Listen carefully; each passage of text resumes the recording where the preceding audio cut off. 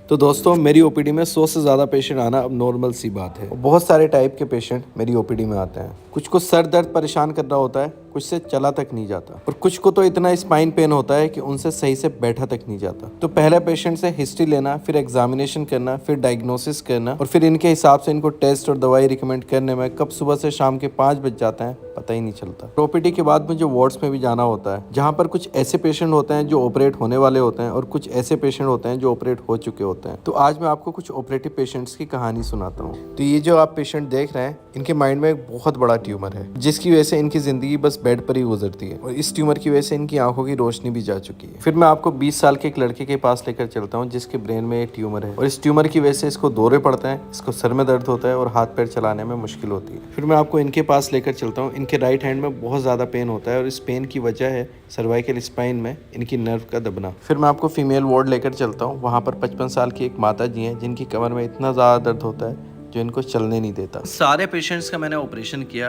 पर इनकी रिकवरी कैसी हुई ये बताने से पहले मैं आपको कुछ और बताना चाहता हूँ। मैं अपनी वीडियोस में आपको ये तो बताता हूँ कि हेल्थ इंश्योरेंस क्यों ज़रूरी है, पर आज मैं आपको बताऊंगा कि अगर 2-3 महीने में कुछ सिग्निफिकेंट मेडिकल एक्सपेंसेस प्लान है तो क्या आप अभी एक पॉलिसी लेके उन्हें कवर कर सकते हैं। चलिए इस चीज को डिटेल में समझते हैं। सबसे पहले बात करते हैं कि आपका इंश्योरेंस पॉलिसी क्या कवर करेगा और क्या नहीं। डे 1 से क्या कवर होता है। अक्सर लोग सोचते हैं कि इंश्योरेंस लेते ही सब कुछ कवर हो जाएगा, लेकिन ये पूरा सच नहीं है। इंडस्ट्री में आमतौर पर 30 डेज का वेटिंग पीरियड होता है। इस इनिशियल पीरियड के दौरान एक्सीडेंट के अलावा कोई भी मेडिकल एक्सपेंस कवर नहीं होता, यानी अगर आपको पहले 30 दिन में कोई हेल्थ इश्यू होता है तो इंश्योरेंस उसका खर्चा नहीं उठाएगा। एक और चीज होती है pre existing disease waiting period. अगर आपको पहले से कोई बीमारी है जैसे डायबिटीज या हाइपरटेंशन तो उसके लिए एक अलग वेटिंग पीरियड होता है जो आम तौर पे 2 से 4 साल तक का होता है। इसका मतलब यह है कि अगर आपको पहले से कोई इलनेस है तो पहले 2-4 साल तक इंश्योरेंस के अंडर कवर नहीं होगी। इसलिए जरूरी है कि आप ऐसा प्लान चुनें जिसमें ये वेटिंग पीरियड जितना कम हो उतना बेहतर है। चीज होती है specific disease waiting period. Specific conditions जैसे हर्निया, कैटरेक्ट या वेरिकोज वेन के लिए भी अलग से वेटिंग पीरियड होता है। ये कंडीशंस भी इमीडिएटली कवर नहीं होती, उनके लिए भी अलग से कुछ टाइम वेट करना पड़ता है। तो दोस्तों यही रीजन है कि हेल्थ इंश्योरेंस लेना जब आप यंग और हेल्दी हो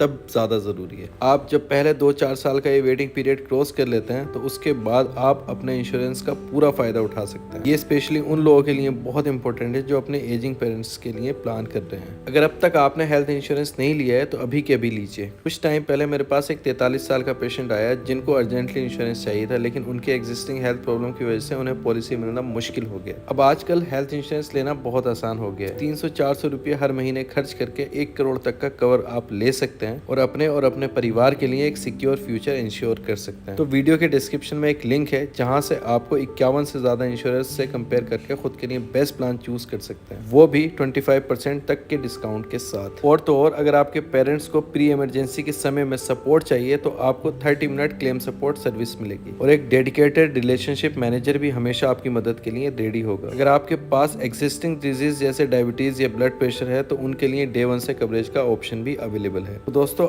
आज ही एक सही हेल्थ इंश्योरेंस प्लान लें, क्योंकि ये आपके और आपके परिवार के लिए एक सेफ्टी नेट है जो उन्हें फाइनेंशियल स्ट्रेस से बचाता है। तो चलिए बात करते हैं इनकी रिकवरी की। तो ट्यूमर निकालने के फौरन बाद इनकी आंखों की रोशनी वापस तो नहीं आई और मुझे उम्मीद है कि वो धीरे धीरे वापस आ जाएगी, लेकिन एक अच्छी चीज जो इनके साथ हुई, ऑपरेशन के 30वें दिन इन्होंने सपोर्ट के साथ चलना शुरू किया और मुझे उम्मीद है जब ये मेरे पास ओपीडी में आएंगे तो चलते हुए आएंगे और ये एक दिन मुझे भी देखेंगे और बाकी सब चीजों को भी देखेंगे। इस 22 साल के बच्चे का ट्यूमर तो खतरनाक था, लेकिन इसकी विल पावर ने उस ट्यूमर को हरा दिया और आज जब ये अपने घर जा रहा है तो ट्यूमर से और उसके डर से निजात पाकर जा रहा है। और इनको हाथ में बहुत ज्यादा दर्द होता था। इनका सर्वाइकल स्पाइन का ऑपरेशन हुआ तो आज ना तो इनके हाथ में दर्द है, ना झंझनाहट है, ना बेचैनी है। और 50-55 साल की इन माता जी ने दुनिया के लोगों की बात को ना मानकर अपना ऑपरेशन कराया और ऑपरेशन के बाद इनकी कमर का दर्द धीरे धीरे कम होने लगा है। तो यार बीमारी ना डराती है, पर हमको डरना नहीं है, हमको इलाज करना है। तो इन बीमारियों से आप नहीं घबराइए। आपके डॉक्टर आपको जो भी सलाह दें उस सलाह को मानिए और इन बीमारियों का इलाज कीजिए, क्योंकि इलाज ना करना इलाज करने से कहीं ज्यादा महंगा पड़ता है। और मेरे डिस्क्रिप्शन में जो लिंक है उस पर क्लिक करके आप अपना हेल्थ इंश्योरेंस जरूर लें,